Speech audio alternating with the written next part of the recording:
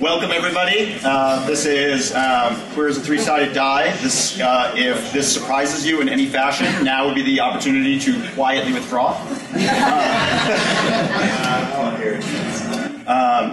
This particular seminar is something that I look forward to tremendously because I both enjoy it so very, very much and because I enjoy so very much all of the conversations and wonderful things that come out of it. And that's a little bit about what we're going to touch upon as we talk.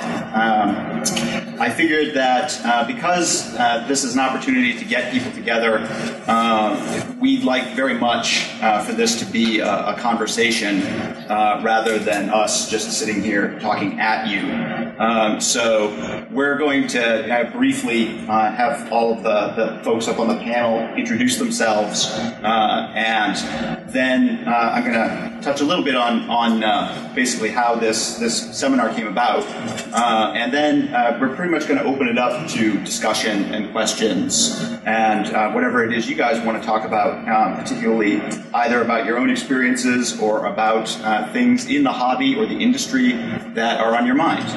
So, that sound pretty good to everybody? Yeah. All right, awesome. So, by way of introduction, my name is Steve Kenson. I am staff designer with Green Ronin Publishing. I am also owner of Ad Infinitum Adventures, my own little imprint that I use to print my little superhero adventures. I designed Mutants and Masterminds for Green Ronin, amongst various other things, freelanced in the industry for quite a number of years, and therefore have had my hand in any number of various games over the years. So, on my right, I'm Jeremy Crawford. I'm one of the two lead designers of 5th edition Dungeons & Dragons, as well as the managing editor of all products made for D&D. And Steve and I also go way back. Yeah, we're not mic'd, I'm afraid. Oh, sorry. I'm Jeremy Crawford, one of the two lead designers of Dungeons & Dragons, the new edition. I'm also the managing editor of all D&D products. And Steve and I also go way back. We worked on a Mutants and Masterminds product together years ago, as well as the role-playing game Blue Rose. Right, which may, at least up until Monster Hearts, have been the gayest role-playing game. I think Monster Hearts might have taken the crown. Yeah, I kind of think so. Yeah. So. Hey, I'm Matt Conn. I'm the CEO of Midboss. We do a bunch of different products for queer geeks. I'm the founder and producer of GamerX, which is the only LGBT-focused gaming convention in the world.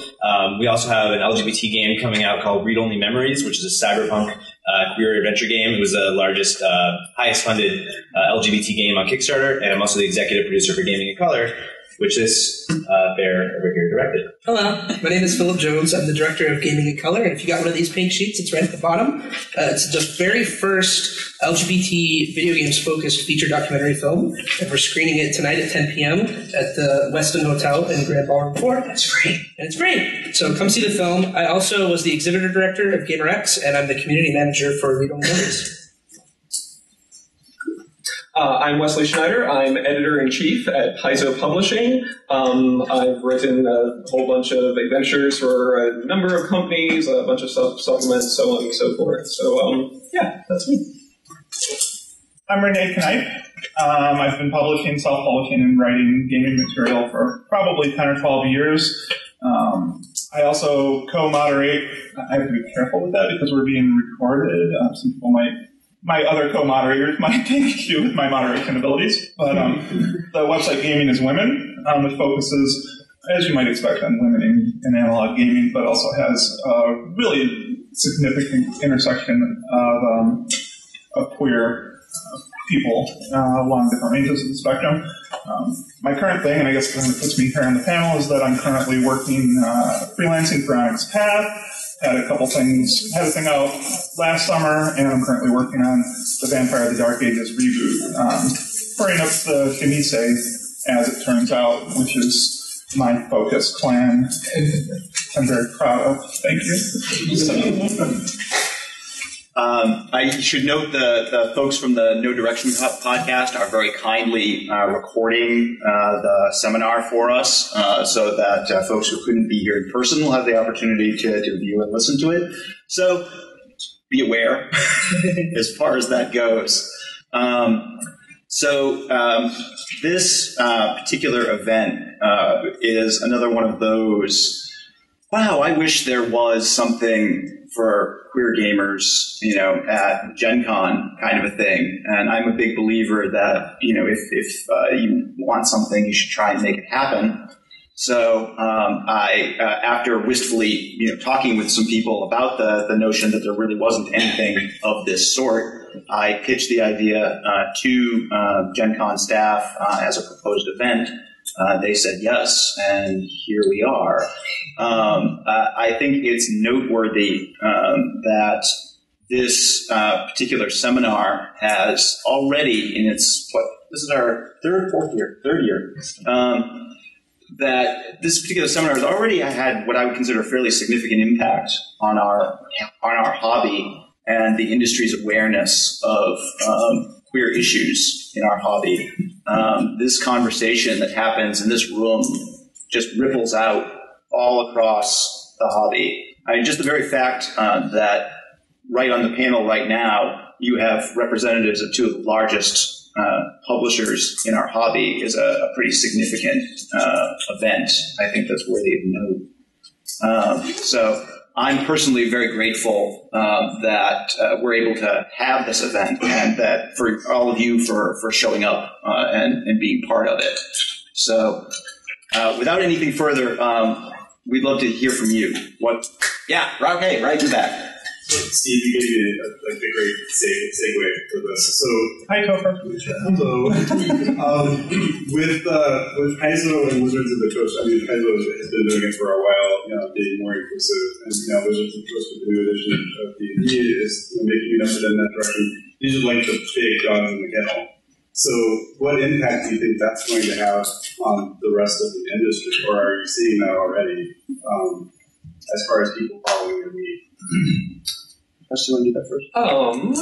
Well, are you talking more about other companies, or are you talking about the audience in general? Either. I was speaking about other companies, but if you think it's having an impact on consumers as well, that would be great. Well, as for other audiences, I think if you're likely, and it's been a while since we've been a small publisher, but I mean, even like 5-6 years ago, when Paizo was largely just 6 or 7 folks putting together like RPG products, I think back then we might have been very concerned about doing something that what we might consider the core audience, whatever that means, might consider kind of radical. It's like, do we really want to do something like that? If that might alienate some of our audience. But really, that's kind of the knee-jerk kind of business reaction.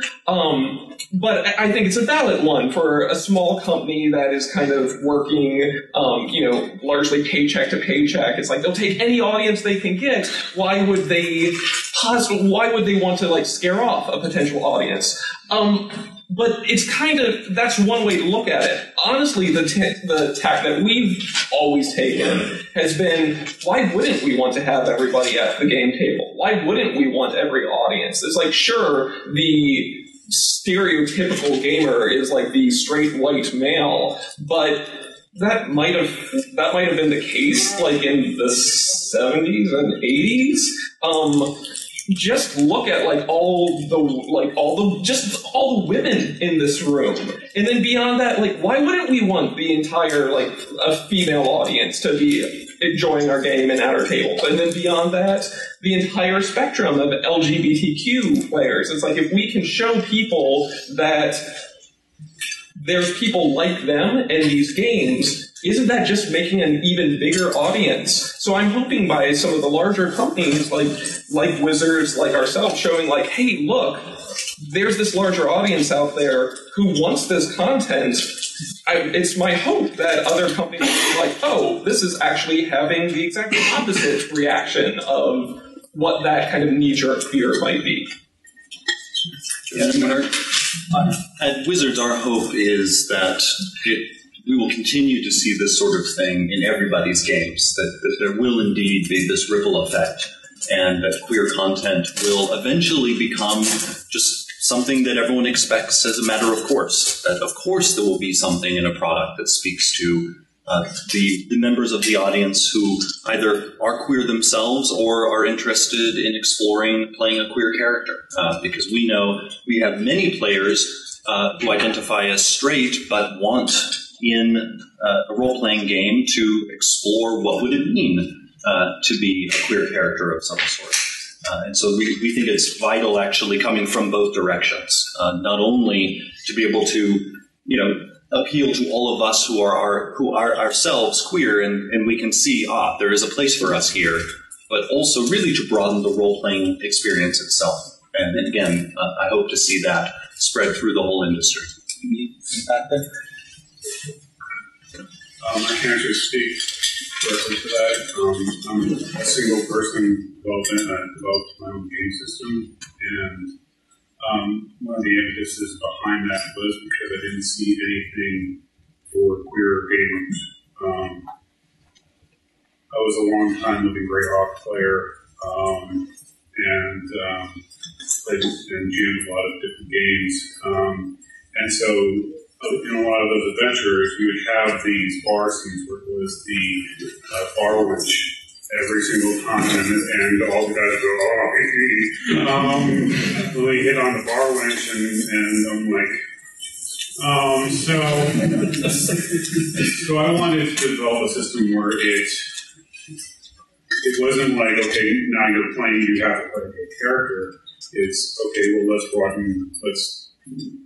say, okay, who are you, what genders are you attracted to, as part of the character sheet, to broaden that spectrum. And it's important to me because that way I feel like I can have a voice in my role-playing my hobby.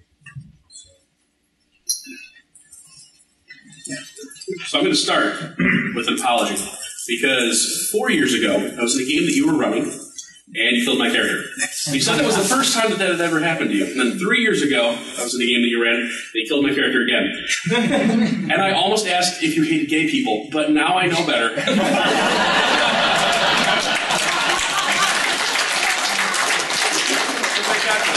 About 2 years ago, I avoided that game altogether. Probably for the best. Yeah. You and GM Jeremy Crawford. Actually, my question would be directed towards the gentleman in the middle. I am a comic author. Okay, I basically draw a comic for gay bears. Okay, very, very, very small subculture, right? Very, very niche market, so to speak. Oh, that's awesome. Sometimes it feels like it. Now it's a good reader base and all the rest of it, but at the same time, there's always that phobia, which is basically if I grow too much, if I basically, build too much, then you're kind of opening yourself up. It's easier to basically play towards a niche market. You guys are basically developing queer-focused product as kind of the instead of basically having a product that exists like the others, okay, and then trying to basically allow for others to access that. You're making products directed at queer. Are you worried at all about basically making sure that it's inclusive towards a straight audience as well? Or are you just basically thinking in terms of, there are enough straight-focused product out there, so let's make something just for us? I don't know if there is any kind of level of queerness that you could put in your product that isn't open to having straight people enjoy it, unless it's like purely like adult. And none of our products are like made to be sexualized. That's a big part of what we want to do is make the majority of gamers understand that queer gamers have always been a part of gaming at large, and they've always had really important roles, and that there is a need for having diverse content. And I think that more and more we're seeing that straight people are starting to understand that and starting to be open to new types of expressions in their games after things are getting so stale after so many years. But, to your question, we've never had a problem with having straight people involved. I think for our first year, it was like 30%, wasn't it? Or somewhere around there. I think that, especially with people who are willing and open-minded, I think that when they understand that, for all of us, we all know what it's like to be straight because we're forced to play straight characters in almost every game, whether it be video games or whatever. And I think that when they understand that and they're like, okay, like if I get to play in another person's shoes, whether it be a game like Dysphoria or, or running a campaign who plays a gay guy or whatever, it gives you a chance to step into their shoes. And it's actually a really good way to learn kind of like, oh, this is what some of the challenges they may face. And so, we don't ever want our products to be something that straight people can't really like, oh, this obviously is not made for me. But, we always want to have queer at the focus of it. And if it doesn't sell, it's not important. I mean, it's more important that we get those out there and show people that it can be done and it doesn't have to be sexualized necessarily. And I think there are a lot of straight people who have been celebrating all of the strides that queer people have made. They've been celebrating it with us because, and one reason I love the concept of queer, of this fluidity, this openness that encompasses so much, is that it is really this liberated space that even straight people can participate in. I think many of them are so thrilled often when they realize just how ingrained queer people are in human culture. It makes them realize how wonderfully diverse their own culture is, and all of the wonderful experiences that are going on around them that they might not have imagined before. And then what that means for a straight individual is maybe they can make choices about who they are, not necessarily pertaining to their sexuality, but how they conduct their lives, what their dreams are, how they define their relationship to their spouse. Maybe they decide to completely defy the gender norms. So, and I think in many ways it's as liberating for many of them as it is for us. Yeah, queerness is really about going off script, right? Yeah. Right, exactly. And we're just starting to see the tip of this in the gaming industry, but you guys brought up Monster Hearts. Monster Hearts has been out a few years. This is a game, if you go up to Games on Demand right now, you can pick up a game of Monster Hearts anytime you want to sit down, and most of the people sitting down to play it are straight. Monster Hearts has at least equal appeal amongst straight gamers and queer gamers. And it's a game that explicitly doesn't let you pick your sexuality at the beginning. You get to decide how you react to it at any point in time during the game, but it's a game where one of the core things that happen is people can try to turn each other on. It doesn't really matter who they are. And you have to sort of decide how you react to, I'm attracted to this person. I'm turned on by this person. This isn't somebody I necessarily thought I would be turned on by. How do I react to that? And it's about going off that, not having that script written for you ahead of time. But it definitely, it's got a fan base amongst straight gamers. I mean, they don't lack that imagination. My straight friends, thank you. Yeah, I mean, just like a really good example of a game that I think is really successful that does this is Gone Home, where, it features, it's a story about budding love between two kind of mid-teens or late-teen lesbians, or bisexual, but two women. And it's a game that, I know plenty of straight people, gay people, people who wouldn't necessarily be able to relate to lesbian love, playing it and being like, oh, I can understand a little bit better what this is like. And I think it's really powerful in these games that are empathy games like that, or Papers, Please, where they kind of put you into a different position where you get to observe and you'd be like, okay, I'm not a lesbian and I'm not a lady, but I can at least step into that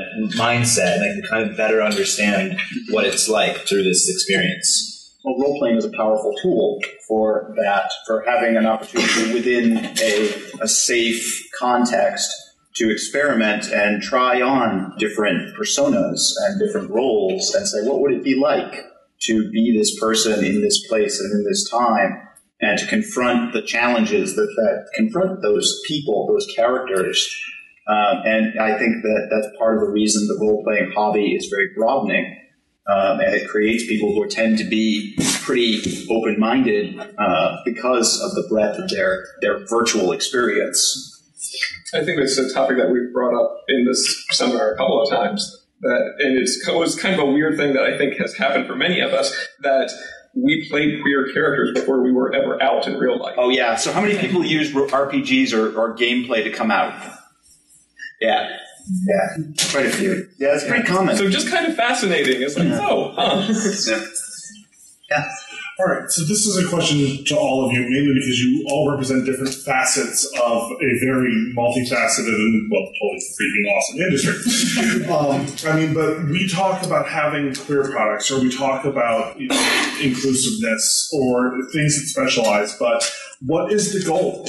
Is there ever a goal where I don't need to have this ribbon on my thing? I'm just part of the larger gaming geek nerd community. I mean, is assimilation or blending is probably a better word our goal, or are we always going to want something that separates us a little bit, making us a subculture within the gaming community? If I may, I guess. We're talking about, of course, largely we're talking within the gaming culture and community, and I think to a certain degree you're touching upon the larger question within society as a whole. I don't think for the most part there really are, I'm going to say there really aren't queer products as such in gaming. I think that there is inclusion of queer identity and queer awareness and within a product. I suppose if that makes the product kind of queer, you could consider it that way. But I think for me, anyway, the goal is so that you can wear your gamer ribbon or not as you want. But if you do, everybody's like, oh, okay. I've always strongly believed that coming out in all of its various forms and visibility in all of its various forms and inclusion, which leads to visibility, are always the things that create change in a culture, whether it's a subculture like ours or culture as a whole. And that the more visibility and inclusion we have, the more and more people will get the notion that we exist, that we're around, that we're okay, that we're amazing for that matter, and that it's all good, they'll get. I'm sorry. Yeah, no, please. We have interesting lives. Straight people, cis people get to talk about their lives in a way that isn't tagged as a subculture. A lot of the things they talk about are very particular to themselves. I talk very openly about my experiences as a trans woman, even though sometimes, especially, there's sort of in this culture, sort of like old, we're talking 70s, 80s culture of transness. The first rule of trans club is, talk about trans club.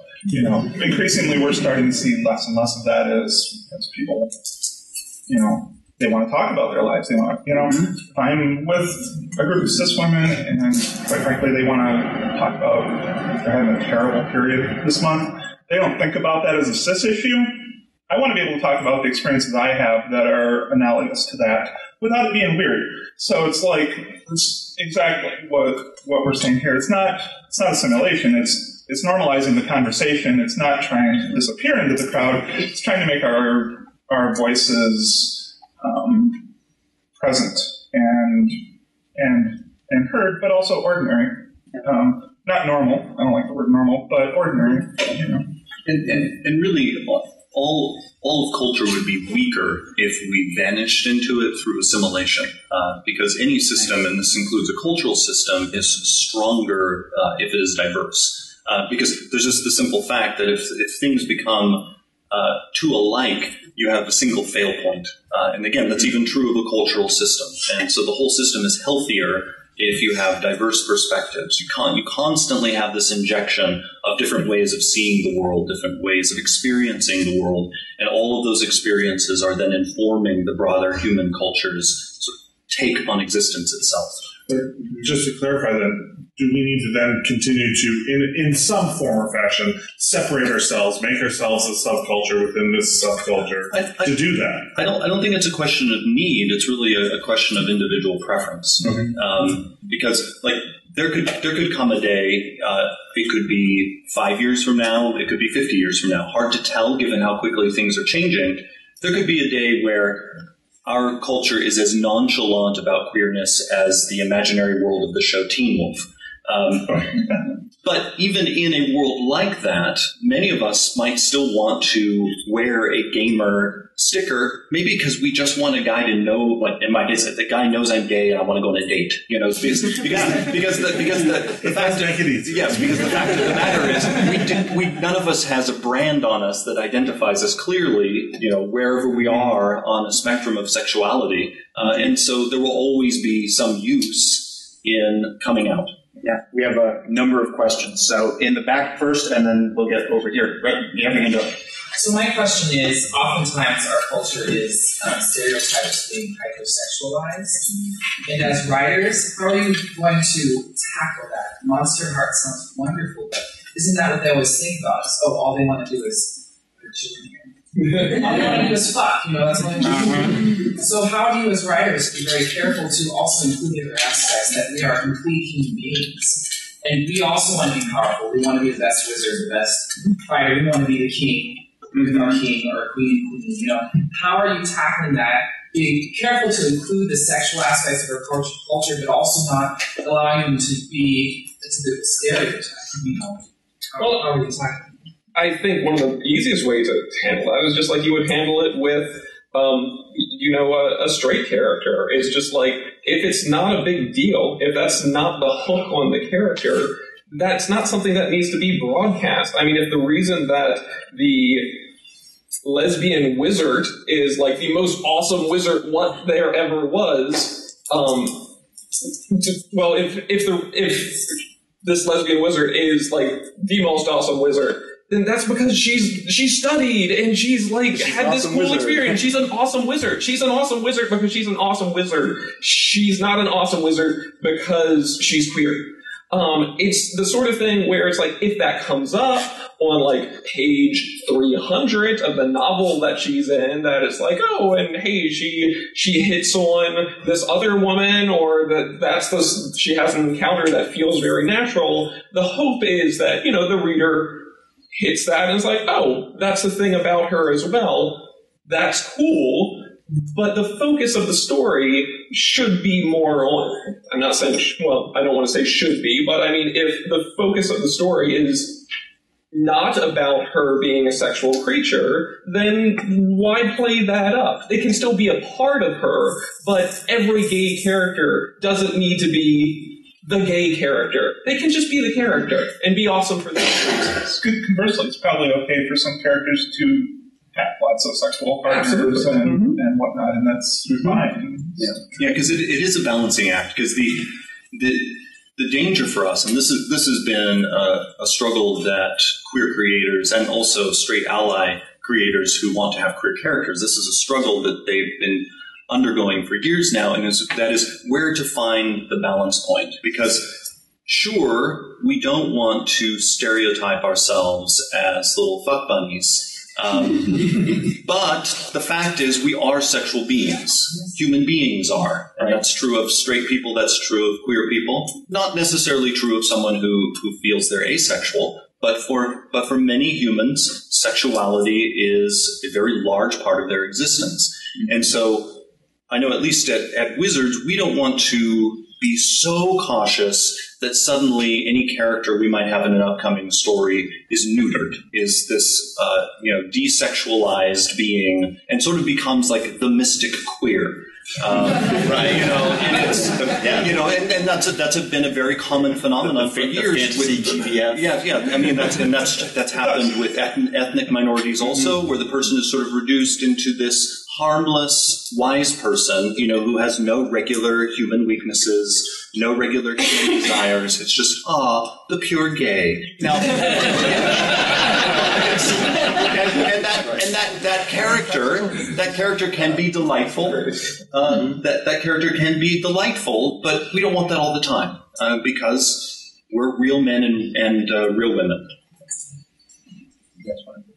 I was just going to say that while sexuality is a part of inclusion, I personally think that specifically the relationships between one character and another should be less important than a lot of straight media handles it, because when straight couples in a game or in a film are often the focus point of a story, this tends to wind up being very, including a lot of microaggressions against women that can be, violent, and their whole characters are scaled down to only being about their relation to the main male protagonist. And I feel like that's an issue that, we want to avoid. So, and then my second point, I just forgot. That's a really good point. I guess just kind of tying into video games, I think that there's definitely nothing wrong with sexuality being a part of a storyline. When you look at something like Persona 4, where they look at like Kanji and he's trying to figure out his sexuality. But I think a really great example is, a game like Last of Us, where you have a character like Bill, who they really, he's queer, but it's very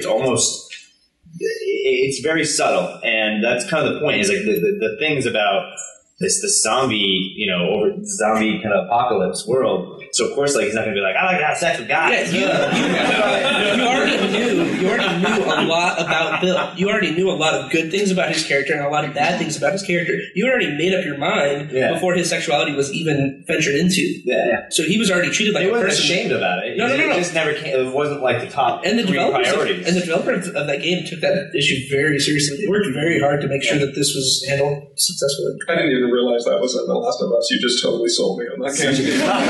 Well, and ultimately, that's the very issue you're talking about, really, in terms of writing and including queer content is the coming out question. It's the reveal. It's at what point do you make that information explicit, and how do you go about it? And it's the decision that queer people are faced with all the time of that recurring question of, do I want to have this conversation right now? Mm-hmm. Because we always, no matter how out we are, sooner or later you find yourself in a situation where you're like, oh, they don't know.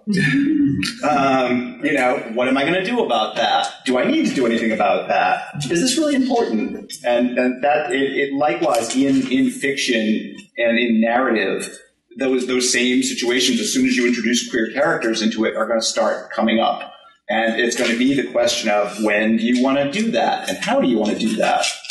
So that's, in many ways, we're fortunate that we have a lot of experience in that area, as queer people, because we do deal with it all the time. So you had a question? Yeah, actually, you touched on it almost exactly. It's a question of, as players who are in our own ways content creators, particularly at conventions where we're dealing with large numbers of strangers, what is our responsibility, if one exists, to come out? Particularly if you happen to be relatively gender conforming, cisgender, one of those people that can fly under the radar. Sure, it's very, very easy to do that. I was actually playing in a game with my husband earlier today, and because we both have wedding rings, everybody just kind of assumes we're friends. And there was a golden point where it was very, very relevant for me to say, actually, that really isn't weird because we're actually married to each other. Right. But I didn't, because that was a difficult conversation to have. So, do we have a responsibility to the community to have those conversations when the opportunity presents itself? I can tell you my opinion. I feel that decision is very personal, and everybody has the right to come out or not, as much or as little as they were, because everyone's in a different place, and that varies from day to day. So I'm very strongly against the notion that anyone has a responsibility to be out.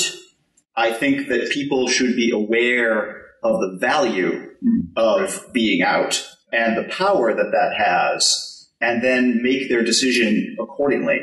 Because so much of it has to do with a person's sense of safety. Absolutely. And not just physical safety, but emotional safety. Even if they understand this high value that Steve was talking about, it really should be, but do they feel safe? Right. Yeah, I think that in a lot of different situations, my opinion would be different. But when it comes to gaming, which is, a leisure opportunity, it's a way to escape from things. You might not want to have to deal with that conversation, and you shouldn't have to do that if you don't want to do it. I think that if you have the ability and you're willing to do it, and you think that you're strong enough to put on that fight, I think that it's good to educate people, but it's by no means your responsibility. I think that your responsibility is to have fun and to relax and enjoy yourself. But if you're willing to have that conversation, I think that it's worth having because you may find that they're very receptive to that, and it actually clears the air, and you feel that much even safer.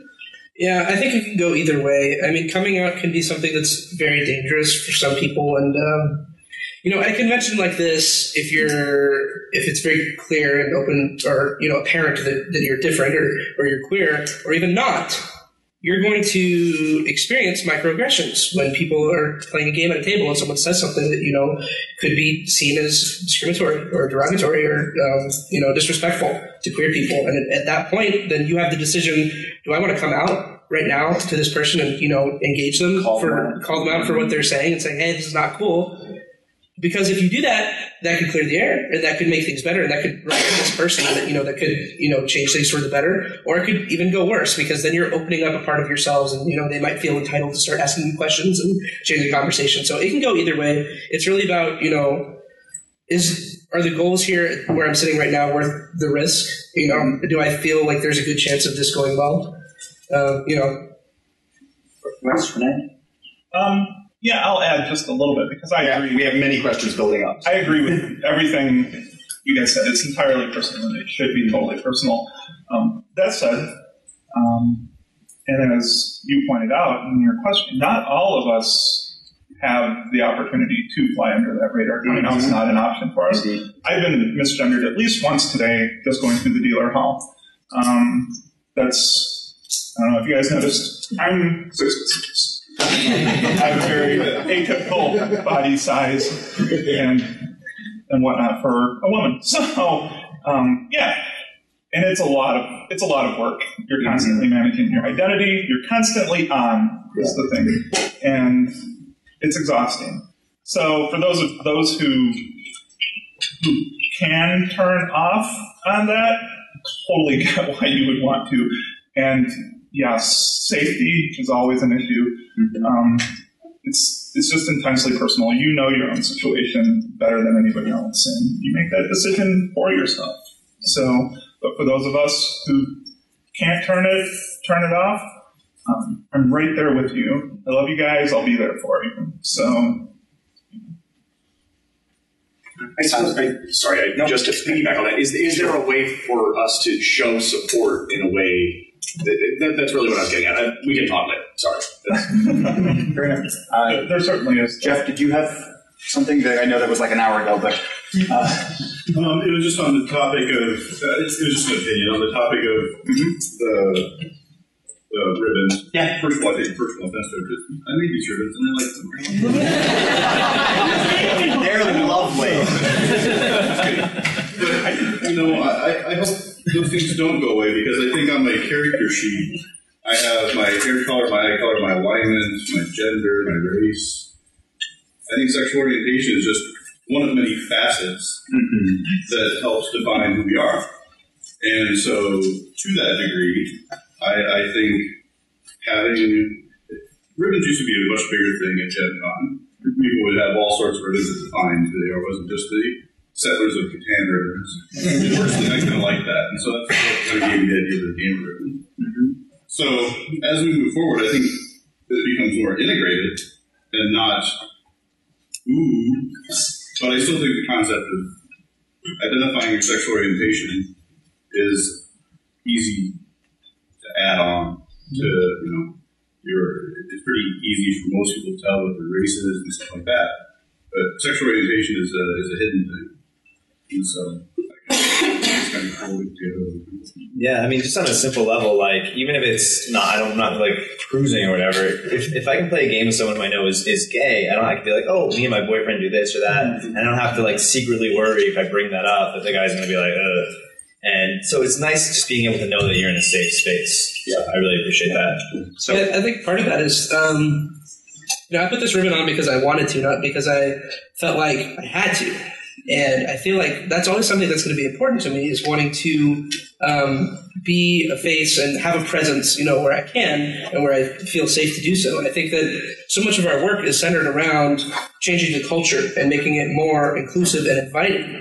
And if we have to stop proclaiming ourselves to be gamers or gay or queer, then how are we going to enjoy that sort of diverse content that the creators are making for us if we're not going to also want the culture to be a place that we can safely talk about it and get excited over these things? Yeah. Back on the subject of like the reveal, like the guy in Last of Us, Bill. Yeah. Like, bi erasure is a big thing. I mean, to me personally, as a bi woman, it's like if I'm with a man, I'm straight. If I'm single, who knows? Presumably straight. And so it's like, I mean, I had bi characters. Like the last couple characters, I was like, oh yeah, they're bi. Never realized that it was me too. But like seeing role models like that in the media, in games, seeing stuff like that is like it.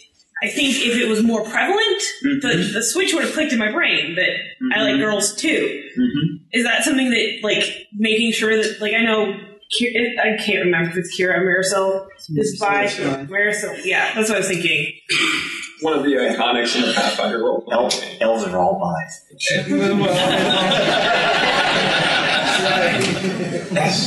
I mean, I have pretty strong feelings about bi erasure just because it seems like, you know, I believe pretty strongly that almost everybody is bi.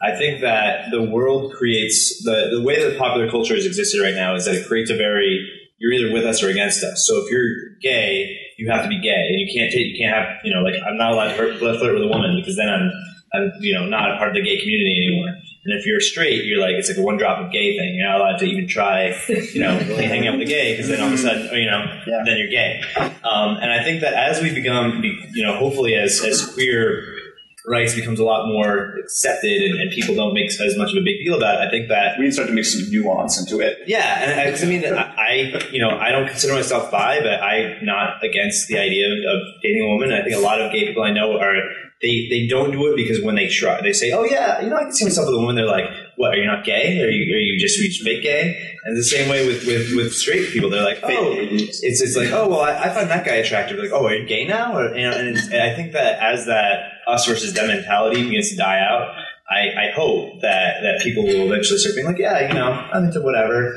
and or I'm bi or pan, and I hope that begins to kind of bubble to the forefront as it becomes less, you have to be one or the other.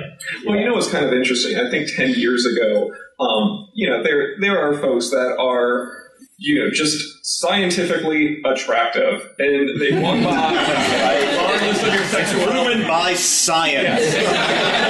Like, scientifically, they match up. The math is there. And they walk by, and it's like, okay, he, she, whoever is hot. And regardless of your sexuality, you can identify that. Regardless of your sexuality. I feel like 10 years ago, a lot of my straight friends would have probably been, like, if we were commenting on that, a lot of my straight friends would probably be like, I'm not gay, but... But these days, I feel like that's, at least among my group of friends, it's like, wow, he's not bad looking. If we're commenting on that I'm not gay, but modifier seems to be dropping off, at least among the groups that I'm in. So that's kind of a good thing. It's true in my circles too. Yeah.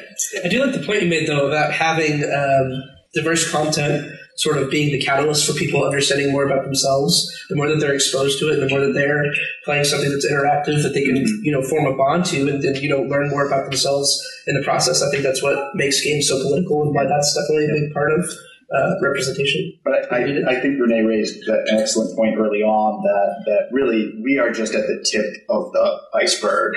There is such a range of diversity that we are only beginning to see surface in the broader public. And people are only just beginning to get, gay is just the beginning of that. And, you know, hopefully it is clearing the way for the possibility of openness to other more nuanced understandings of the full range of gender and sexuality, which is not easily pigeonholed for a lot of people. But I think that we're moving towards that, I hope. So, pardon the expression, but you with the ears.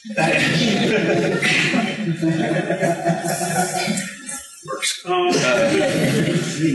This is actually directed at the people from Pathfinder and D&D.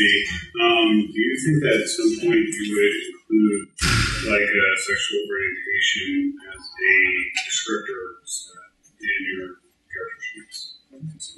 Well, in the new edition of D&D, it's in the chapter on creating your character's background and personality, it is called out specifically that you decide your character's sexual orientation. That's in the player's handbook. Are you guys all familiar with it? You've all read that, right? It's only been on all the internet. It's kind of a thing. Yeah. Which, by the way, don't work at Bossy, but I'm going to go ahead and bet that Mr. Crawford here had a big hand in all of that. Well, I'm the lead designer of that book. Yeah. But yeah, absolutely. I mean, on a character sheet or whatever. I mean, just whether it's this thing that there's no reason that it's not on there.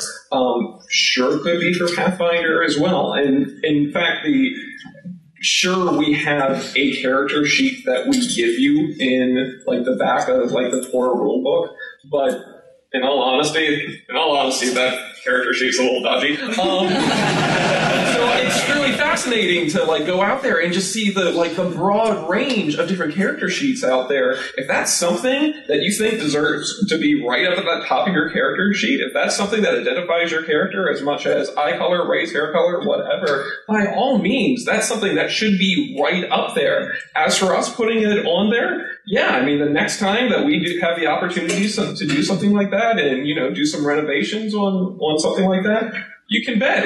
Well, actually, here's a good question. Who in this audience would like to see that? Okay. So one or two. If I can jump in with a counter question. How many people on campaigns work matters? Yeah, that's a great question. Whether it matters whether it's on the character sheet or not? No, whether there is sexuality within the game sessions between the characters. Oh, okay, this is a pet. Play those types of games. No. Okay. Well, all right. So this is a pet topic of mine. So I want to address this for a second, because when we're talking about sexuality mattering, in the context of an RPG, what exactly do we mean by that? Because my favorite, and I'm sure many of you have heard this argument of, the games I run. I'm sorry, I do my privileged pontificating voice. But in the games I run, sexuality is not an issue. So really, it never comes up, and therefore, queer issues and sexuality are not. It's not a concern. I don't need to include it.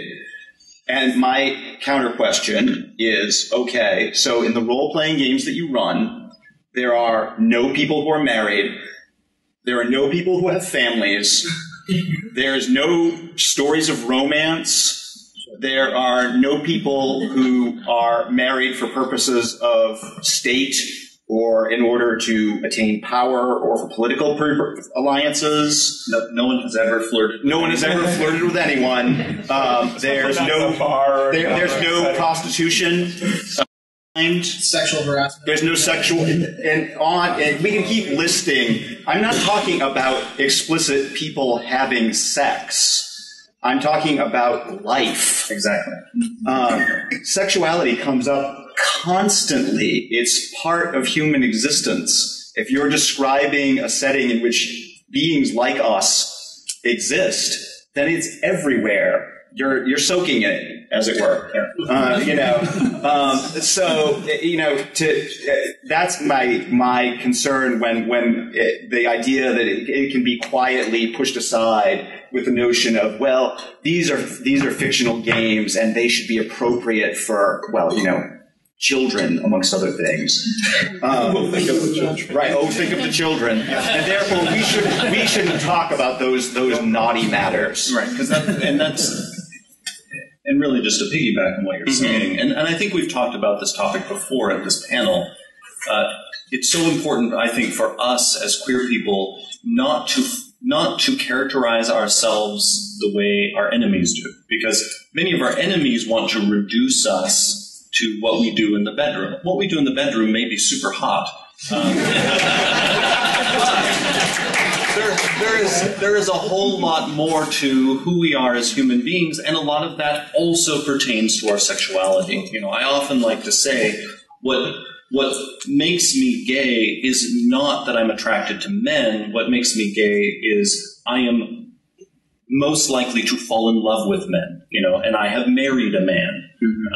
That's what makes me gay, and that is something that affects my entire life. You know, it affects, you know, this is the person I bought my house with. You know, this is the person I spend most of my time with. This is the person who was at my side when my father was dying and supported me through that.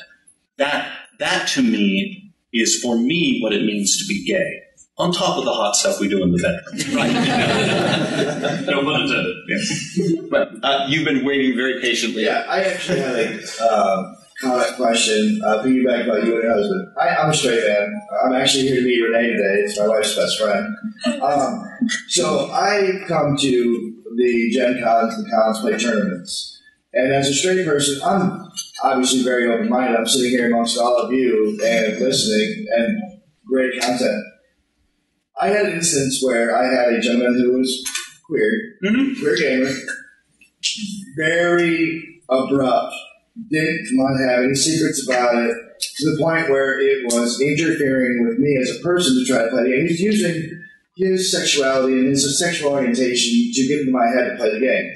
So how does one, as a straight person, deal with an individual of that who, you know, you have the open mind, you don't want the person in your head, but then again, you don't want to offend that person. How do you deal with situations like that where you have that kind of tension on either side of the fence? I mean, it's tough, and because really this is something we all have to face. Because really, what you're experiencing is, especially for us queer gamers, it's something we have had to grapple with for most of our lives as gamers. Because think of the number of times we've had to sit at tables where some player, you know, their straight male character is leering at some bar wench, and we are having to suffer through their mix of sexual and power fantasy. And so really, to me, this is kind of it's a social issue that actually transcends sexual orientation. Because what I mean is, yes, unfortunately, there are fellow queer people who sometimes don't know appropriate social boundaries, but it's on the other side of the fence as well. And that's why I think it's just, there's some people ultimately who just, their social boundaries maybe aren't quite where they should be, or they're not, or another way of putting it is they're not adept at reading the room and realizing they're making the people around them uncomfortable. Yeah. The problem that you had is that your person is just obnoxious.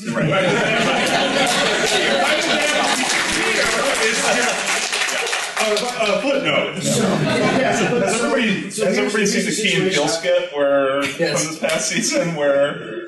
So the situation I put in is how do I tell this very obvious, as I would call militant gay, because they're trying to militarily tell me they're gay. Right. It doesn't bother me at all. I have all respect for everybody on whatever they want to do with whoever or whatever they want to do it with.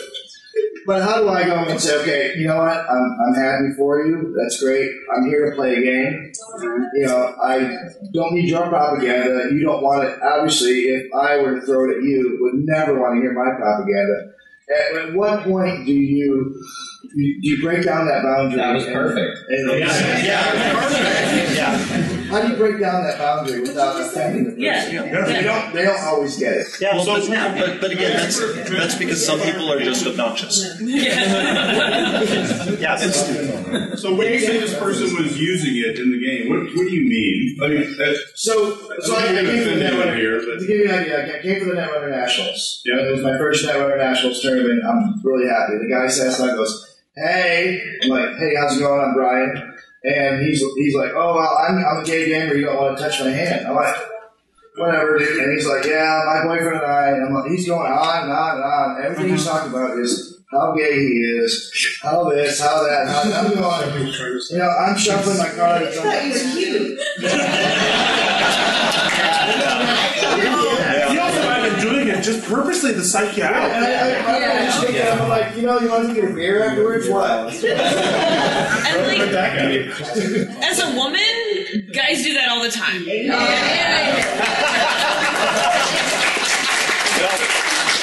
It is fair to say that one definition of homophobia, especially among straight men, is the fear of being treated by other men the way they treat women. I think it's one of those things where I don't think you should necessarily accept, being treated that way, but I think you should take it as a learning experience to know, like, this is what queer people and women have to face all the fucking time. And it's like, and this is a chance for you to just be like, okay, I never want to treat a woman like this, because this is how, if this makes me feel like this, and I can defend myself, imagine, like, how awful it feels for queer people and women when, like, these men are, like, making them feel like crap, and they're also like, they don't feel safe.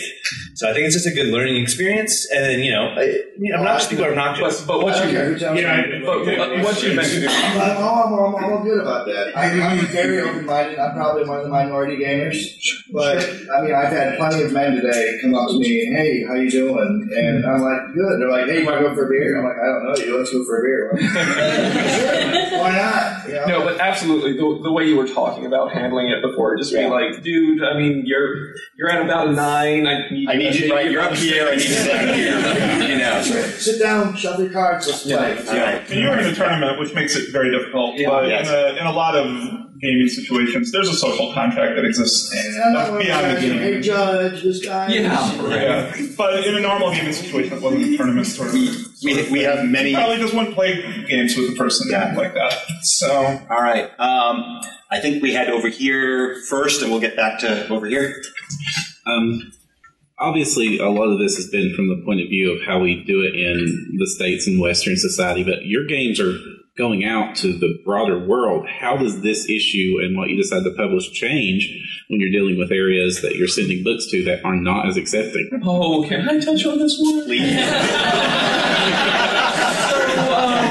We found out just a couple of months ago that we had our first Pathfinder Society players in Uganda, which was like, whoa, that's awesome! And then it was like, where you can be put to get that. I was going to say, we know that we could all be jailed and executed in Uganda for even being in this room. Yeah. And our adventures have a not insignificant amount of queer content in them, which makes them contraband, which you can be jailed for even owning. Which really kind of gave us when we're talking just with each other, and we live in Seattle, very liberal, and it's like, we're patting ourselves on the back for look, we've got this great content in here, great. And then it's like, and if the wrong person walked by these kids over there and picked them up, that is the end of their lives. In all honesty, we don't have a good answer for that.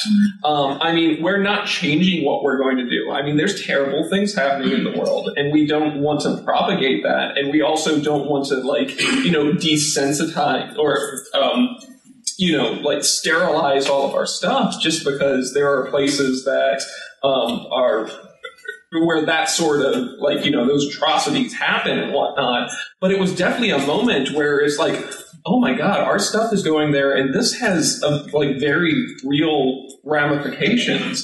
The ultimate decision was we're going to keep doing what we're doing, and that's a terrible thing that's happening over there, and we definitely want to warn those people, hey, this is in our stuff, and so and maybe even if there's some content we have where that's a little lighter, where maybe that's better for you, but yeah, it's rough. It's rough and it's complicated, and it's the sort of thing where we every day are talking about what color are the dragons and how hot is the elf, that sort of thing.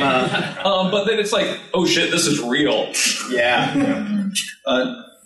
D&D has global reach, but we have no plans on censoring any of the content, even though it will reach parts of the world where such content is frowned upon.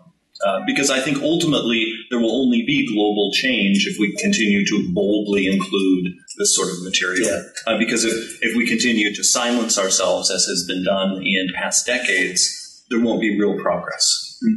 And just given the global nature of communication as it is now, there's just no effective way of even of really containing information. I mean, it's out there, and it's, if it's not, distributing actual books, people are going to get things, PDFs off the internet, all of that sort of stuff. So trying to censor ourselves is just counterproductive in that regard. So what happens is that things that are getting imported, if the country has a problem with them, will stop it at the border.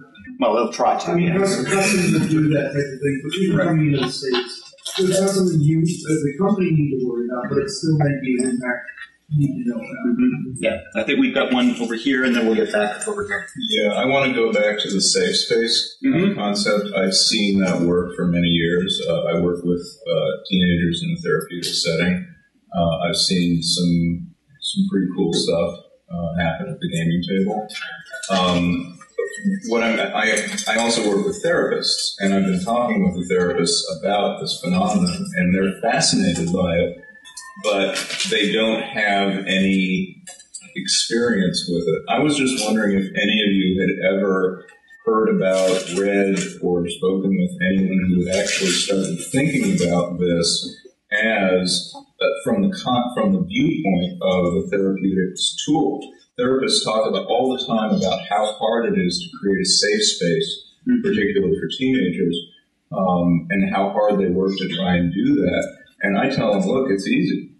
I just run a game, and I create the safety by enforcing the safety, and it can be a beautiful thing. But I've been looking for research, anything at all on this. I don't know if anyone's ever seen anything like this. Yeah, we haven't conducted any research or read any at Wizards. This is a topic that comes around every so often when we're doing our design work, because not only have many people, come out as a result of their role playing, but there are also many people who've made lifelong friendships through it, precisely because of the safety that can be felt in a healthy game group. That often through these stories that people weave together, there's a form of intimacy that can arise where, given time, people do indeed feel safe, and these bonds are created.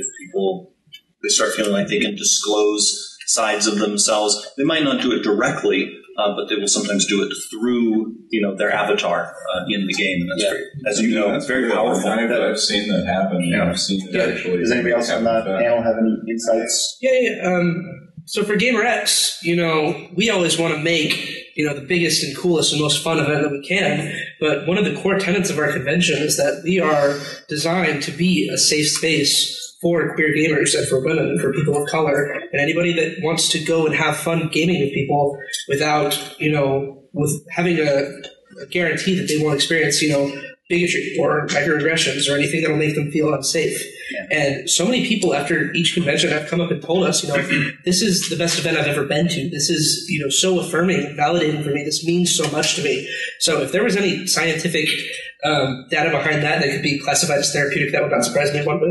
Yeah. Anyone else on the panel have any insights they want to share about this particular question? Because I also want to ask the audience as far as that goes. So does anybody else have any experience with role-playing as a therapeutic tool in the creation of safe space? Yes?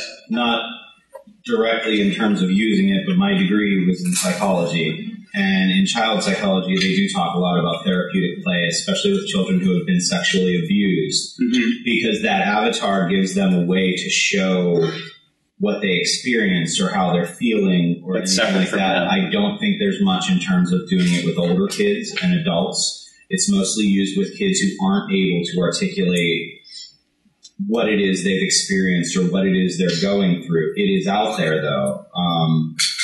It's therapeutic play is out more mixed with art therapy, though. It's not treated like a safe space. It's more treated as a tool to get at the child, as opposed to making the child feel safe enough to open up like that. It's more used as, I need to get inside what's going on with this child. Now, my degree personally is in existential psychology, so we are much more about getting inside the life of what's going on with that person. So I do know that they use role play. I do know that, but not in a gaming sense. And I think that could be something that really could help not just the young kids. I think it could really reach teenagers, and especially when it's something like Dungeons and Dragons or any of them, the superhero role-playing games. Who doesn't want to be a superhero? I mean, come on. So, I mean, I think that you're right, and I think that more research should be done on it, but mostly right now, to my knowledge, it's only being done with real young kids, and mostly more with dolls and stuff like that, not really in terms of what we're talking about. Okay. I was going to say, did you have a note on this as well? Yeah. Please. I'm sorry I can't see you because of the pillar. But my senior thesis for school this year will be about using role-playing games as a substitute for faith. And whether or not we cope with answers we can't find by gaming instead of going to a higher power for it, I guess. And there will be other topics such as, the divine, and if there's a gay archetype in gaming, and then within mythology, and blah, blah, blah, blah, blah.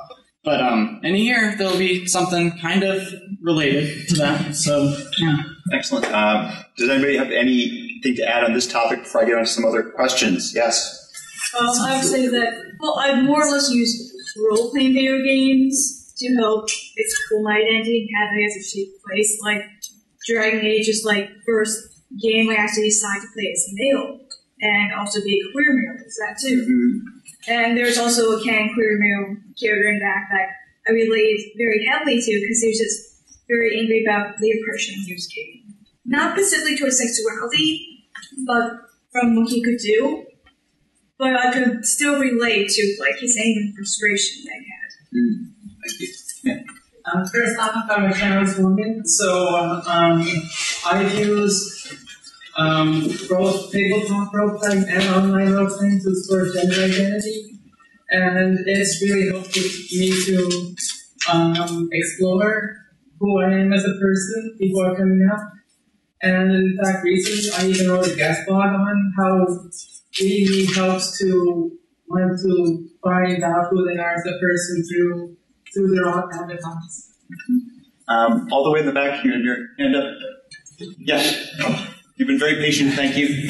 First of all, I wanted to tell you a little bit about myself. I'm a BDSM sexuality educator.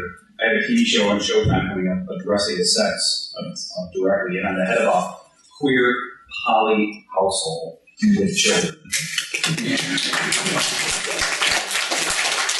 And what I wanted to say is I wanted to thank Paizo specifically because our kids, we are under so much scrutiny for our sex and sexuality on 20 fucking different levels. And to normalize any kind of relationships with anybody, because both of our kids, the 12-year-old we're not sure, but the older one is bisexual, we know that for certain. The other one, we're not sure if she's trans yet, if she's bi, but she identifies with both genders and with multiple partners. She's not always sexual, but she's 12. But Rain the Winter campaign has been just amazing as a tool for them to understand and take a look at their mom's bisexuality, at the heteroflexibility that their dad has. You guys have heard that term, heteroflexibility? It's a great term, by the way. And it is just amazing how gaming is so much better than mom and dad sitting down on the couch talking about stuff in a more natural way. And now every one of the characters in our Rain the Winter campaign is currently, except for one, in a gay relationship. So I wanted to thank Paizo for that directly, because without knowing it, you had a very useful tool for helping parents with their children understanding queer culture. So, will you be taking applications for your campaign at any point? Absolutely. We got to pull up one actually over here. Yeah. Did I get married? I'm going to be unlucky. No, you're the only one who isn't. Oh, I'm open to that. I'm a bar. Okay. The other thing was, is there any academic sources that you guys know of about the incidence rates of trans and gay gamers? Because just anecdotally, it seems to be, I mean, would you guys estimate it like 20-25% as opposed to... Yeah, I would guess it's higher than average, but I'm not aware of any scientific data. Well, there's a thesis here. I mean, anybody who's going for their doctorate, I mean, we've done half the work for it. I know that I probably don't know a trans person who isn't deeply into gaming, video games, or analog of some sort. And some of that's because as a trans person, you can become kind of isolated from other people around you as you don't get to interact with the world the way you see yourself, and it's very easy to turn to video games. As you described, people are video gamers as opposed to role-playing games. Yes. Yeah. But, I mean, role-playing games were definitely my escape, and they were ultimately my way of coming out as well, as I became more comfortable with introducing explicit trans content. My local gaming group finally got to the point of, like, what's going on here? Those are the people I came out to first about 7 years ago now. I also wanted to tag on, though, to the Paizo love for a second. A couple years ago at this very panel... we're going to make Wes blood. Somebody, it was before I actually got to be on the panel, but somebody had asked the question, what about the trans characters? And there was a lot of hemming and hawing and some red faces in the crowd. I know some of you were here. We were discussing that total fail. Right. But even before that, Paizo had trans characters. You can see an evolution of it though ever since. And I was just telling Wesley, if you guys haven't picked up the Advanced Classes Guide, those of you who play Pathfinder, if you don't, it's available online at the Paizo blog. Their Shaman iconic Shardra. It's the best piece of trans fiction writing I've seen.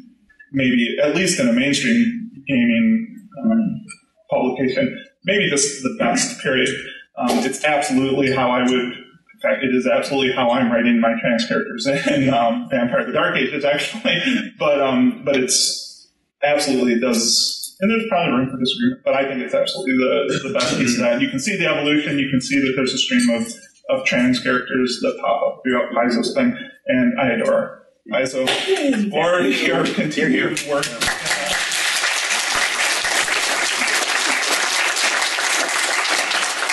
Awkward moment when you're the only person in the room not clapping. That's relationships. Well, and I would also like to just briefly add, and I know we have some other questions to address, that for me personally, as well as a great number of other people, I also know that the greater circle of queer community, in addition to gender and sexuality, also includes the many and diverse ranges of possible configurations of relationships that can exist outside of the dyadic monogamous default structure.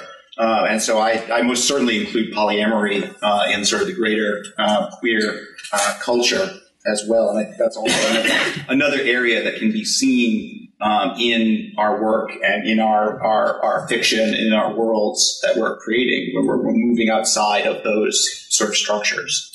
Just one thing that I want to throw in on this. I really appreciate everything that, clapping, yay, hurrah. But all of that, all of what you're seeing in our products, and I'm going to speak for pretty much every creative up here, is largely in part because people are telling us that they want to see it.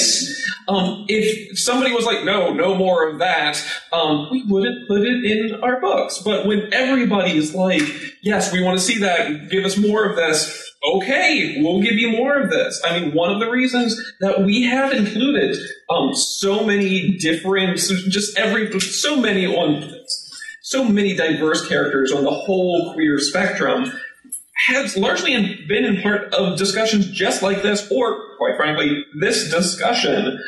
Certainly, Shardra, our transgender iconic, largely arose out of us sitting on this panel 2 years ago and somebody raising their hand and being like, so, trans characters in role-playing games, where? And all three of us were like, well, there's a girdle of femininity, masculinity. Oh, fail. It's not a cursed item. Well, yeah, that's the other thing. It's like not to everybody, it's not. Yeah. So it was the sort of thing where it's like, yes, you're right. You're absolutely right. Total fail. We can fix. Oh my God, we have the power. Right. So, right. And it really is amazing how little backlash there actually is. Mm-hmm. I mean, with the tremendous amount of attention that the new Player's Handbook has gotten for its mention of sexual orientation and trans characters, many people have asked us, has there been crazy backlash because, D&D is so well known? Right. Is there a torch-wielding mob outside? And we have gotten very little negative feedback. I mean, just like the tiny little peep compared to the roar of relief that such content exists in our book. Yeah. And the little peep of it, our responses, if someone tells us, I'm not playing D&D anymore because you have queer content, we're like, okay. Yes. Just to piggyback on that real quick, when Chandra's Meet the Iconic story came out, which was totally the story behind how she was a transgender character, I had talked to most of my developers and whatnot, and just be like, hey, watch the message boards tomorrow. If you see anything that comes up, make sure our moderators know. Just keep an eye out because we want to make sure this is a positive conversation. But it was definitely me being like, tomorrow morning, be you on the battle list. Yellow alert. Yeah. That story got like 8 times the posts that like any other of our Meet the Iconics write-ups had gotten. And we had one negative comment in the entire thing. And that was very easy to be like, delete. And that was it. There were tons of people on there, because I was looking at that too, and there were tons of people around there who were like, thank you, Paizo, for speaking to me or for making me feel included. And I shared it on all my G+ circles, and it got reshared and tons of comments along the same lines. It's just... I had to go as far as 4chan before I found anything nasty. That's digging deep. That's digging deep. Well, it's actually to tie the two concepts together, because we were talking about creating safe space, but earlier you had mentioned, where's our responsibility? Right. And our responsibility, I guess, probably isn't to be, hi, I'm queer, yay. Don't get me wrong, that's awesome, but, it's more, I know of a gaming group, it is 4 gay men and 1 straight man. They call it 4 queens, because it's straight. Because... But I want to think about it for a moment. What do you do in a role-playing game? How many ridiculous things have you said? Accents have you created? Motions that you may or may not regret later on in life? I mean, you have exposed a part of yourself, a deeper part than you normally do in your normal, everyday life by role-playing. You are bringing something deep out of you to become this character, whatever its orientation happens to be. And the responsibility becomes to us to create that safe space by exposing ourselves and being there for them to expose themselves to without judgment or without anything. And so I was just... It finally clicked in my head. Well, and the powerful and special thing about safe space is that safe space is safe space for everybody. We're not creating safe space for just for me. We're creating safe space for everyone, wherever they're coming from, and that's the important, powerful thing about it. Is if we want safe space, then we're responsible for creating and maintaining it. Not just for ourselves, but for everybody, for all genders, for all sexualities, for all races, things way outside our personal issues or concerns. And that's how we create that space where everybody is safe. And frankly, it's the only way to kill the dragon. Right? I'd like to add on to this. The concept of a safe space is, I come from an area that is not safe. Like the region is not. And it's very important that when you create a safe space or say you have a safe space that you're genuine, because there are many, that little sticker is everywhere. And people do it just to feel better about themselves in my region. And when work at the school, and when the kids find out the safe space is not, then they can never trust seeing it or hearing it again. Yeah, that's an excellent point.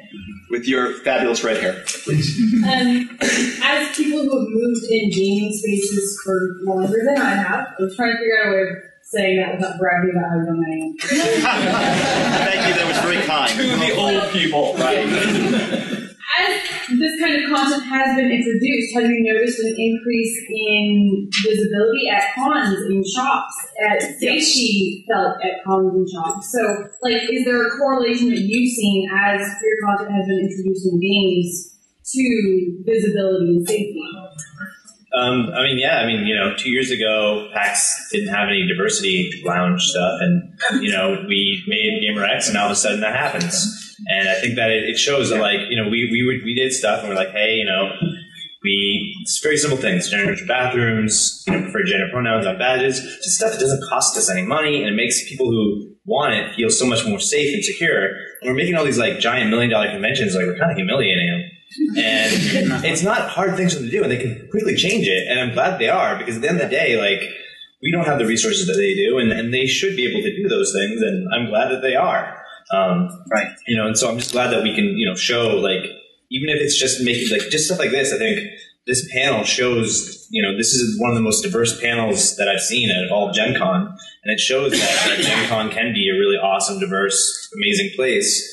And I think that this is just, it's kind of this is almost like a model of what other panels should look like. Here. Anyone else like to chime in? I have some thoughts, but I think very much a lot of it absolutely does increase the opportunity for diversity to flower, because part of what you're doing is by through inclusion and through people being out, you're essentially sending the message, look, we've got your back. It's okay. I've had people approach me for wearing this or wearing this, and just because it often is very frightening to feel like you're alone, and to feel like, if I do this, what happens? I'm all by myself. And just saying, knowing there was someone else, I could say, I could be myself, that it was okay, I wasn't alone. And so I think that's the momentum that inclusion and openness creates, and it works from the people who are at the space where they are most comfortable and most able to express themselves, and it makes that space so that the people who need that space to be, it filters down and out, so that everybody can get to the space where they feel they can be who they are, essentially. So at least I think that's the case. So, yes, right there. I just have an anecdote from my game store, because Please. I GM in the basement, and then there's a gaming group in the upper level, and we all know each other. And I came in one day, and they just stopped me, and they were like, "Hey, we want to talk to you about something." All the straight men from above.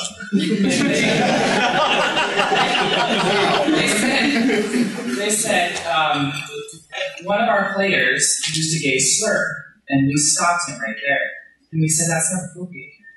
And I was taken aback because I didn't know how to respond to that. I was like, what? What? You're standing up for me and I'm not even in the room. I wasn't even there. And it's happening. So, and he did other things that got him banned from the store. But knowing that they knew that I was gay, but knowing that they were actively trying to change the culture in the store. And this is in the middle of Nebraska. This is the Midwest, all right? So, the Bible Belt, the most backward state in the Midwest. And just knowing that they did that without me having to ask. They don't talk about my sexuality with me. They all know I have a partner.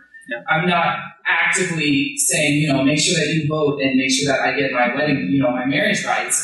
They did that on their own. Yeah. It was I can't think of the right word, but they did it on their own. Well, because there's a big difference between you're being cruel to queer people and you're being cruel to our friend. Yeah. Yeah. And so they said that will not happen in our store. It was amazing. So, yeah. Over here in the blue. Oh boy, I didn't want to follow that. We started off the discussion and he had asked, what is our end game? What are we shooting towards? And although I think the answer to that really points more towards a bigger social issue, I have a personal story that might give something of an answer. I GM for a group that is your stereotypical straight white male group, friends of mine for a very long time. 2 years ago, one of our players came out as gay, and the rest of the group accepted this with the kind of quiet acceptance that I think a lot of you are familiar with. And then we introduced a new player into the group. The nicest player that we've ever had, most considerate, came to every session bringing us sodas, chips, always willing to do things with us outside of the game as well. Very much the kindest person we've had with us. Very well liked. And then he came to the game one night and wanted to open up to us that he was transgender and was dressed differently. And it completely took my group by shock. And no amount of trying to talk to them aside from this player could get me to get them to accept that. They could accept our gay friends, but they could not accept this transgender player. I tried over, 4 or 5 weeks to make this happen. We were actually playing Pathfinder, love you guys. Lots of love. And just had to get that in there. And finally, I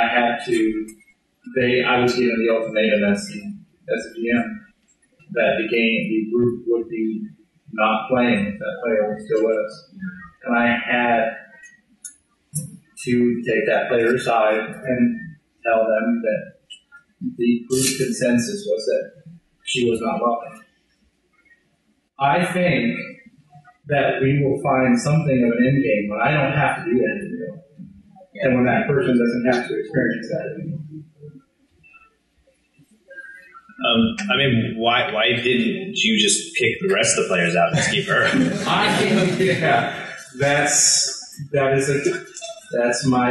It's a question I wrestle with. Again, these were my friends, and it was a tough choice, but I did not want to have to make the decision. Yeah, I mean, me and Matt, we come from video games. We're not so super into role-playing games and board games, so a lot of this is new to us, but I don't know what sort of obligations a GM has, but I feel that if our goal is to make a safe space, when you encounter something that you can define as injustice, which I believe that was, whether your friends were inclusive of, gay people and not other trans people or other queer people, I think that was the best opportunity to stand up for them and to actually, let this be one of the most important issues for this guild. We cannot continue playing this way if this is how we're going to treat people, because then we're just part of the problem. Curiosity, I used to be a gay player. Yes, and we still. And how was, his overall reaction to transgender? Yes. I mean, that's sad, but it happens. I mean, I think all of us in the community have seen that kind of behavior before. We're in very different places. Transgender rights and gay rights, very, very different places. I bring this up because I hope that with the kind of players that I have and the kinds of friends that I have, that the exposure alone through the hobby we all share will start to have them see less in terms of what you do not like, normal and abnormal. I believe they still see things that way. And I didn't think that I could make them see otherwise. Can I ask you a question? Yes. I'm seeing the pain on your face. It's obviously troubled you. You're going to do what you're going to do and what you're comfortable with. But are you still in contact with that player? Because one group does not have to be the only group, and that person still exists. And if she was nice, she was, but I'm no longer in contact with her. She made it clear that she felt very betrayed. And I think that's a pretty fair reaction on her part. I think you guys probably lost out. I left it open to say I did not want to insult her and say the group wanted me to try to put it in some way other than it's not right who you are. It's these other things. Say it was the way that she laughed. It was, the way that she did this, and I'm like, no. You cannot ask me to also be dishonest. I think as the GM, you were put in a very unfair position to have to take the responsibility for their bigotry. That's terrible. But you were the one that had to make the decision based on the discrimination that they wanted to put in action. And I think that the wrong decision was made, that their discrimination and their trying to be unfair to someone took preference over her being a person and her coming out and wanting to have a community with the people that she had become friends with. That said, I think it's clearly something you're wrestling with yourself, and I appreciate you sharing that. I think that's it's important to be aware of stories like that. I can throw out some hope here. I work with teenagers. And quite frankly, teenagers these days don't give a fuck. Right. No, they really don't care. And I'm talking about teenagers from all over the country. I'm talking about teenagers from very conservative families, from very religious families. They just don't care. The mass media, the internet, the what is out there, that's what they listen to. It's no different than when we were teenagers. We weren't listening to our parents either. And that's the hope. That's where the hope is. Just to kind of, I guess, sort of a tangent from that, it's a fact that for the gay males here, we're gonna get our rights before trans rights, and that's just a fact. Like it's going faster than trans rights are going. Mm-hmm. It's very, very, very, very important that when we get ours, that we don't just stop fighting. Absolutely. I see that happen in San Francisco right now, where it's like, well, I'm fine, I'm good, I don't need to care about the rest of those fucking people. And you know what? And the thing is that you got to remember how you feel right now and the way you're treated now. Yeah. And if you stop fighting because you get yours, then you're just as bad as everyone else. So try to keep that in mind when 10 years down the line you have all the rights as your neighbors, and remember there's other people who don't have that yet.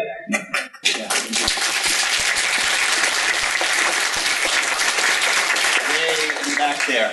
In response to the hope, it's the most fast backwards type of thing I've ever seen happen. I went to public school in New Jersey, not quite as cosmopolitan as New York, but still much more accepted than vast tracts of the country, unfortunately, both with elements. But public school, and I did take the lead and tried to come out through my characters. My gaming group knew all along. Shocker, and they never told me. And then I eventually came out, and unfortunately their knowledge filtered out to the school at large. Mm-hmm. And I was damn near crucified. It was horrible. I lost my spot on the football team. I lost, it was quiet. It was one of these, like a little thing where it's like, it's not you. It's just, you were late to practice, and we can't have that, or blah blah. Right. And I transferred to a Catholic school, and I was thinking, oh my goodness, what fresh level of hell is this? But in the strangest way, it was the most wonderful place I could have gone to. The priest, Father Martin, Monsignor Martin now, actually ran D&D. He did put it in a monotheistic branch, but it was still D&D. And he was so great about it, at that point, I kind of gotten a little militant about it, where I was like, listen, I'm out, and I'm not going back. It was miserable in there, so if you don't like it, you can kick me out of the class or whatever. Mm-hmm. And he was fine. He was just like, listen, aside from scripture stuff, I'm not going to get it. He's like, listen, that's not what it says. We all know something. It's like, the Bible doesn't say that. It's not how it works. Love is love. God doesn't make mistakes, blah, blah, blah. And go with it. I got back on the football team. until an injury took me right off of it, unfortunately. But it was great. Like, there was no backlash. It was just like the guy in the whole thing, like, oh hey, what's up? And it's like, yeah, he's the tackle, and like that was it. So I mean, it really is progressing, and in sometimes the strangest places. But it's working, and it's we got to work on it. I mean, we didn't have any trans students and whatnot or anything like that. Well, we actually had one who think he was outside of school, but parochial issues and whatnot. But no, it's really good. Like, I'd like to thank D&D for that and everything. But I think the more visible we are, like we were all saying, this visibility is only helping. And I mean, it's scary. I went out there with my friends, all straight, and I'm the only one here. I'm afraid. I've seen other people now with it, but it feels good. It's like, oh, like you guys said, it's not like cruising towards. Oh my god, I can play with it. Play with it. And it's like, yet again, not having to change pronouns, like that weird habit we all have, before coming out. Yeah, and it's really a great experience. I hope it expands, and maybe we see like a much wider hall next year. We've been working on that. And by the way, please feel free to mention to Gen Con that we'd like a bigger room. Brian, and then Topher will get... I just want to go back to the older gamer. I'm in my 40s now. I started gaming when I was in 4th grade. And all the way through high school, I got through the era of D&D is satanic. So that blew my mind. It was scary. Yeah. Came out in college and had a couple friends who knew. But after college, I was out to a few people I knew, but wasn't really in any games until a book called Mutants and Masterminds came out. And a friend... Written by some hack. A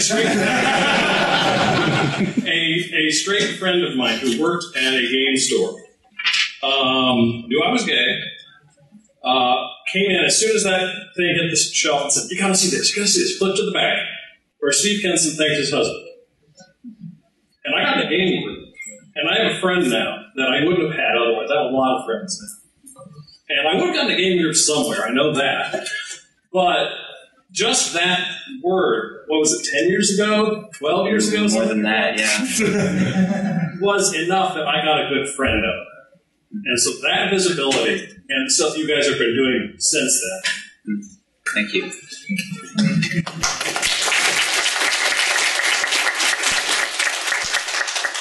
So that was heartwarming, and now I'm going to be Debbie Downer. So I have kind of an awkward and uncomfortable question for you guys. What can we as an industry, and we as a hobby, and we as a community be doing so that in future years of this panel, there are people of color sitting up there? Well, first of all, folks can send me some suggestions. I did contact some other potential panelists who, for various reasons, could not attend. But I would, if folks have people they want on this panel, then my email address is stevekenson@gmail.com. And I will do my very best, as long as I'm involved in organizing it, to consider all possible suggestions. And thank you for bringing that up, because you're absolutely right. That is very important. Yes. And your last name. And that is Kenson. And I think over time, just as we've seen a lot of progress on the queer side, are we at time? Yes, sometime. All right. Okay. 1 moment. Yeah. Just as we've seen a lot of progress on the queer side, and I think part of that is us constantly including queer-related content in our material.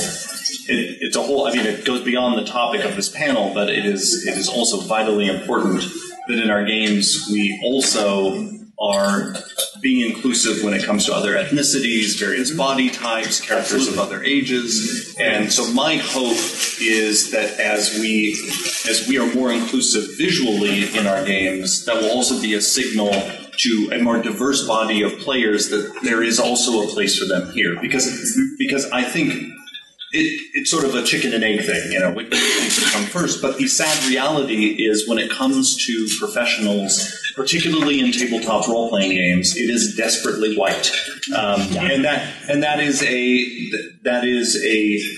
reality that we can't deny. But all of us up here are doing everything in our power, and I know at Wizards we are constantly trying to think of ways to do even more. To never be complacent. We have to wrap up. Renee, you wanted to add something else? This is almost more for the panel here, although everybody is free to share it.